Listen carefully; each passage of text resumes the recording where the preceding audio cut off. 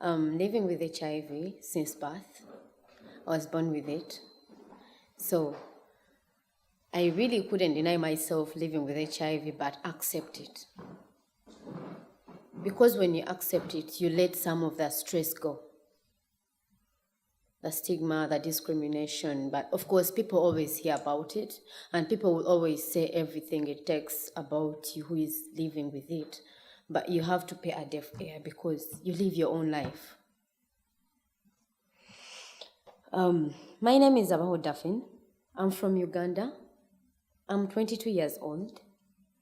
I've lived with HIV, and I'm working as a peer volunteer with Mildmay Uganda because I have love for young people.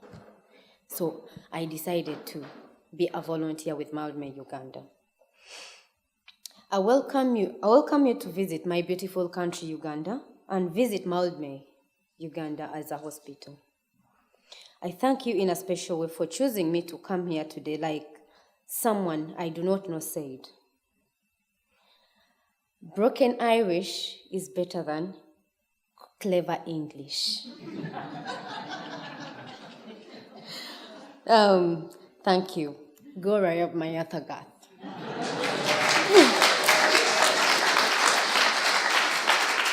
Thank you.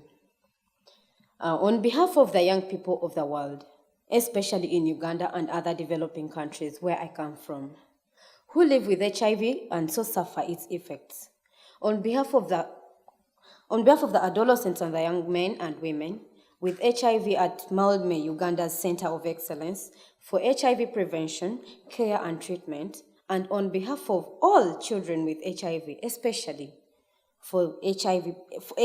those born and so live with it, not out of their making, I'm profoundly honored to be accorded an opportunity to stand before you. How I wish you could open my heart and see that I am happy. You know, I come from a tribe of a people for whom happiness of their faces and eyes may not easily come naturally. But I am happy. Indeed, it is a privilege for me to address the Irish Aid and your Professor Father Michael Kelly. Lecture on HIV and AIDS because ours, as you know, is a story of an unwavering hope in despair, of solace in the face of animosity and of resilience and steadfastness in diversity. Permit me to thank the gorgeous Nadine for inviting me to speak at this most noble forum. You know, I am a most unlikely candidate for this. There are thousands of young people living with HIV who have hugely amazing stories, and for me to be chosen to speak for them is of a singular honor. Thank you, Nadine, Steve, Nicholas, and Vincent. I am humbled that Irish Aid invited me to come here. I'm indebted to your generosity, to your service for humanity, and to your work. And you know, Irish Aid is one of my country's biggest donor partners. Thank you.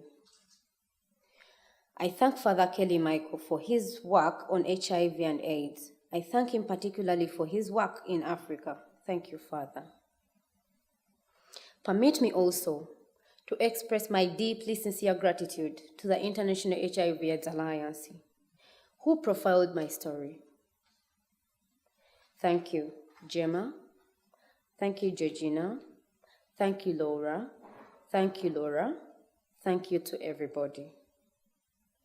I am thinking in a particular way of my Mildmay Uganda family back at home, without whose continued care, perhaps I wouldn't be here. Maybe I wouldn't have a life. Thank you, Dr. Barbara Mukasa and your team. Thank you. Thank you, above all, for bearing me.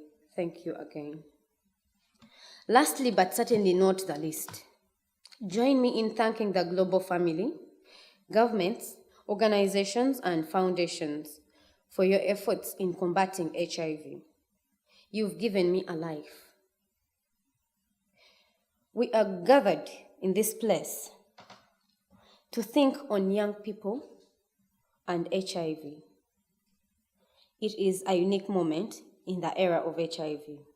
As you well know, young people under the age of 14 years constitute a quarter of the world's population, while those between 15 and 24 years of age constitute almost a fifth of Uganda's youths, are the youngest population in the world. In fact, 77% of our population is under 30 years of age, implying most of it is dependent. Now, look, the unemployment rate for young people aged 15 to 24 years of age in Uganda is a shocking 83%. We know that HIV disproportionately affects the female gender. The HIV prevalence among women in Uganda is 3.8%, while that among men is 1.9%. In fact, 570 young women aged 15 to 24 years acquire HIV every week. I would like you, ladies and gentlemen, to think very deeply on these numbers. Let us also note, ladies and gentlemen, that a multitude of children are still born with HIV in this age. You will then ask how I got HIV and how I did get along. I was born a lone child with HIV 2 decades ago in a village in the southwestern part of Uganda, near the famed Mugahinga National Forest, with its beautiful mountain gorillas. When I was born, I did not know my father, for he walked away on us. He has remained but a dream. I know he is dead because I was told that I buried him. Although I did not know him, I do not know how he acquired HIV. There were no programs for prevention of mother-to-child transmission of HIV in my village. Because my father was away, my mother had to work hard to fend for me. She went off to the city to look for work when I was 5 years old. She did odd jobs, including vending ill-preserved foodstuffs to the travelers, hawking used and dumped old second-hand clothes, as we call them back at home. She earned about $90 per month, and this was very little for me to have an education that would be meaningful. During this time, up until the age of 12, I grew up with my grandmother, who has since passed on. Later on, I did join my mother and went to the city schools. We did not own property in the city, but mother worked hard and bought a house in the village. My grandmother lived in the house until she died because she had full-blown AIDS. When I was 17, mother succumbed to it and died. It was a most defining moment in my life. Just to dwell a bit on what happened after that. In many parts of my country, women and girls do not have rights to property because of their gender. Our caste society considers them second-hand class citizens. Shortly after we buried her, my aunties on my mother's side took up the property and sold it off. I would learn later that mother had borrowed some money from them in order to fend for me. I dropped out of secondary school when she died. I stayed with my aunties for a year until they threw me out. Life challenged me because I was very vulnerable, as you may know. Life's challenges hit me on head. To take you back a little bit, I discovered that I had HIV in 2004 at the age of 8 when I was brought to the then Maulmei Center in Uganda, having suffered a condition that health facilities in my village could not treat. I was enrolled onto treatment to this day. By the way, I suffered a low self-esteem. I suffered negativity and anguish. I felt isolated from my peers and from my society. I contemplated suicide. It was so tough. The stigma I faced, you can only imagine. Once I just stopped taking my medication and wished I could die, be where my mom was.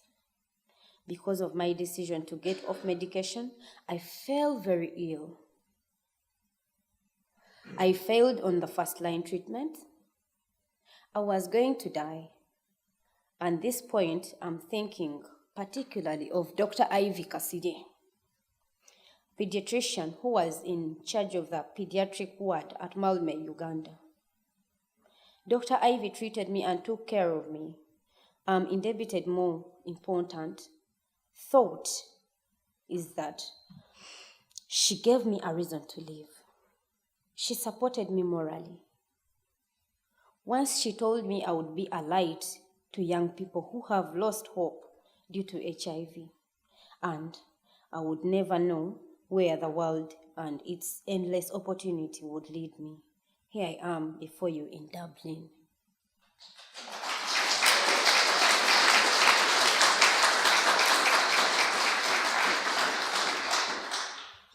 You know in the part of the world where I come from, we attach a lot of meaning to traveling. Dr. Ivy became a huge model for me. Thank you. Thank you, Dr. Ivy. Life became better. I found a reason to live. Not that opportunity came my way, but I began to see life differently. I started taking my medication again. I disclosed my status to my other young people. I took a personal decision to live a positive life. The anguish has since gone. The negativity has vanished. Now I live with esteem. Therefore, I stand here today to share with you my story. I stand here today for the millions of young people who live with HIV to echo their quest for equity. I stand here knowing that my story will be a voice for them who suffer ridicule and reproach. I stand here knowing that there is a brighter day tomorrow. I stand here to address HIV through bridging gender inequality, through keeping adolescent girls and young women free of HIV, fronting social justice in the face of injustice, creating systems that protect the rights of minors, and addressing barriers to an HIV-free world. I am thinking of my friend Mariam, who, as a 12-year-old village girl, was raped on her way from the well to fetch water for the family and infected with HIV over a decade ago. She became pregnant and gave birth to a beautiful baby girl, free of HIV. The authorities, it is alleged, took a bribe from the sexual offender, released him from his prison cell almost as soon as he had been locked up, and left the village to never be seen to this day. Mariam's family abandoned her and so could not continue with her education. She found work as a volunteer peer educator at Maulmei, Uganda, earning about $60 per month. She thought she would pay her fees and go back to school, but then that would not be enough for her and her child.